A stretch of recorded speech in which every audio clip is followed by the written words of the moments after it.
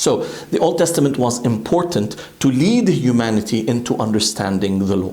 For that reason, the focus of the Old Testament is that this: if a people sins, God's judgment will come.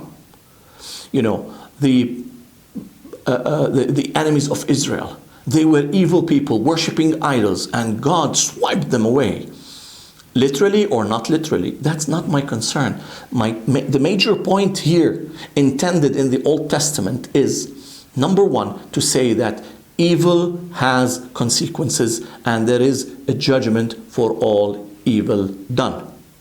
God used the people of Israel as a judgment tool for the evil peoples of that age and of that land.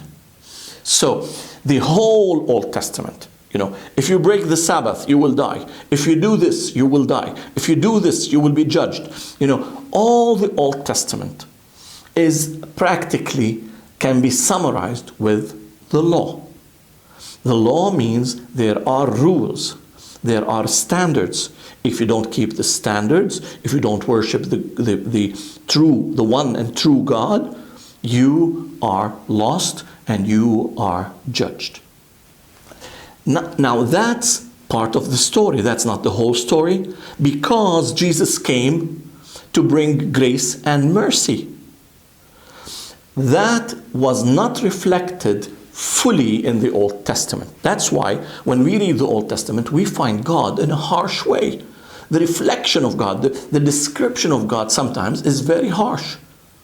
But when we come to the revelation of God in Jesus Christ, we see Jesus merciful. You know, in the Old Testament, it says that God brought fire and, you know, took the false prophets and took those who complained against Moses. And in the New Testament, a similar incident, the disciples asked Jesus to call for fire from heaven to come and eat his adversaries. And Jesus said to them, you don't know of what spirit you are. You see the difference? You see, is that contradiction? It's not contradiction. It is God leading humanity into all the truth. The law first, and then grace and mercy. The law first. When you are raising your children, at the earliest age, you have to start by building a moral standard and a moral compass. That's the law. You tell them, you cannot say this, you can say this, you don't do this, you do that. In that sense, you're building into their personality a moral compass, though at an early age, you cannot maybe describe why or explain why this is right and this is wrong. You know, holding a knife in your hand is forbidden for children. You don't have to justify it at that level, because they might not understand even why it's bad to hold a knife for their age. But when they grow up, they mature and they understand the mercy that you have given this order so that they won't hurt themselves and they won't cut their hand or their fingers or in an, you know, you're preventing an accident in a way. That's again why you ask them not to cross the road on their own except accompanied by an adult. This is the law. This is the do and don't. And this is God's revelation of himself in the Old Testament. That's humanity's childhood. When we come into the age of Christ, it is the age of maturity. It is the age of understanding grace and mercy and understanding that the law was for their benefit. The law was for their goodness. That's looking at the book and how we grow between the Old Testament and the New Testament, from childhood to maturity, from the law with the do's and don'ts to understanding love and grace of God revealed in the person of Jesus Christ. Now that's the deep principle behind the difference between the Old Testament and the New Testament.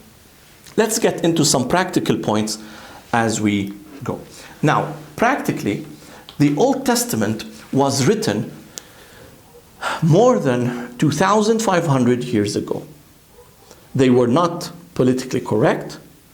The language they used was that of that age, and the language they used was consistent with the culture. That's how they talked.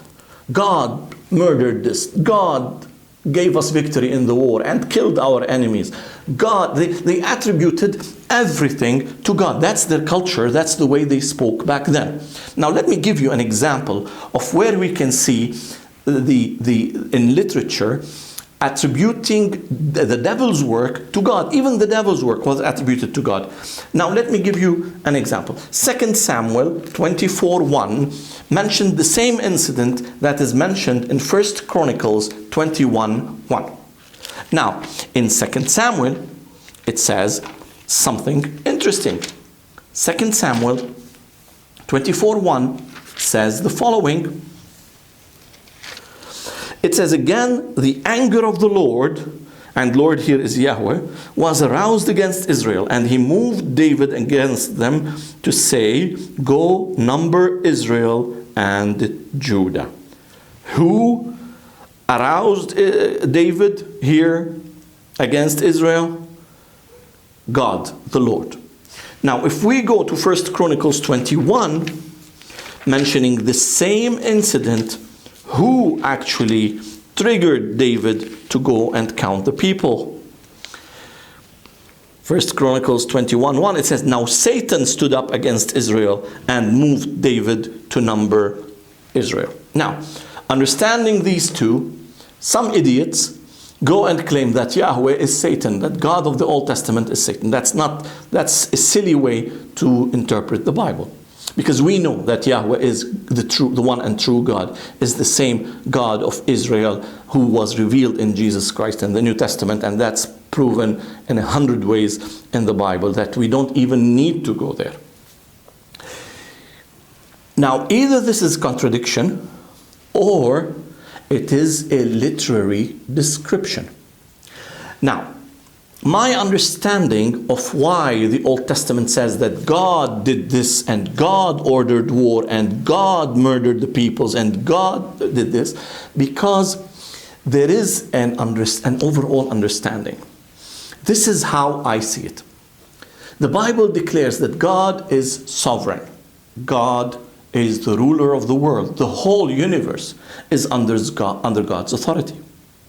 Now, under that great authority, God dedicated or authorized or delegated part of the authority on earth to humans. So God gave humans the responsibility and the authority on the earth. Humans took that authority and misbehaved. Now, God gave me the freedom.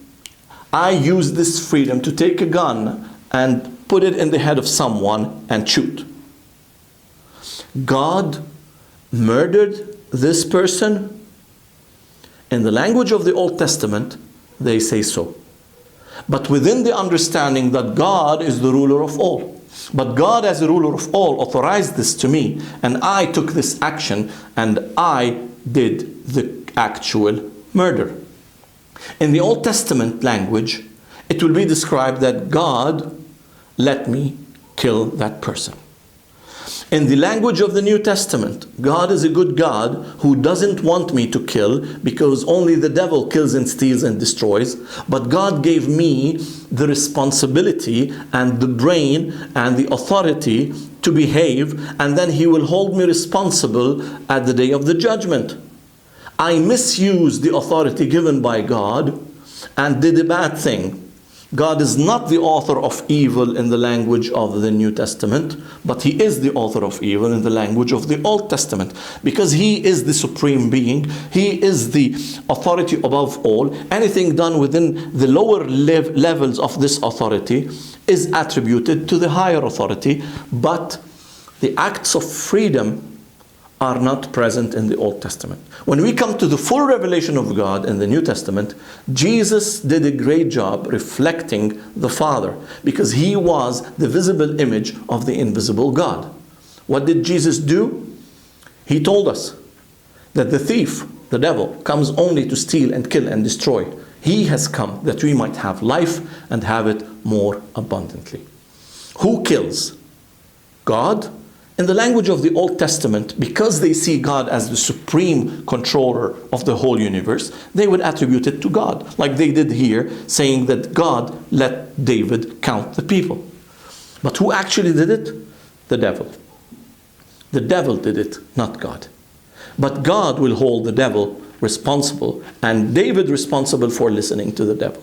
In the same way that when I do a murder, or do a sin, or hurt someone, or cause damage, or cause hurt to people, I will be held responsible, and we cannot just say that God did it. God made me do it. There is personal responsibility. In that sense, all things in the Old Testament were attributed to God, but in the New Testament, it was clearly revealed and clearly said that everything good comes from the Father. Everything bad comes from the devil or human freedom. Also, it has to be clear that there is literary style in the Old Testament. What we consider as harsh language was the culture of the age and was the way it was written, how things were written back then. A third point, and this is something that I believe some fundamentalists will kill me for it. Why not accept the possibility, and I'm saying the possibility, that some stories of the Old Testament were mythological in nature? What do we mean by mythological? They interpret things in a heroic manner to prove a spiritual point or a lesson. Of course, God did not want the children in Bethlehem to be killed. He didn't want wars. He didn't want murder. God's will is life for all. Jesus revealed the full personality of God in the New Testament.